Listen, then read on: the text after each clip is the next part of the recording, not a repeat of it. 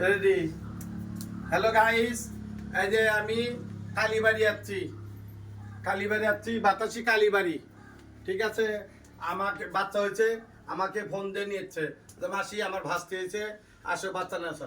আমি বাতাসের অনেক মানুষে আমাকে ফোন দিয়ে বলে যে মাসি বাচ্চা হয়েছে।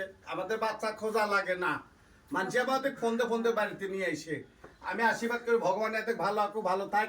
আবার সামনে বিয়ে আছে, আবার ওই দিক কেন বৈশাখ মাসে আবার আমার ছেলের বিয়ে আছে। ঠিক আছে, আশীর্বাদ করি ভালোভাবে বিয়েটা হোক, আবার যেন আমি আসতে পারি। আর আশীর্বাদ করি আমার মাসিও ভালো থাক।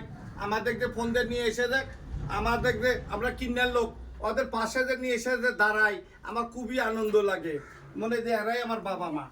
ঠিক আছে, তা আমি কই যে সবাই যদি আগের মতন হতো তাহলে আমি আরো সুন্দর থাকতাম। কে আমাদের বাবা নাই মা নাই, আমরা অসহায়।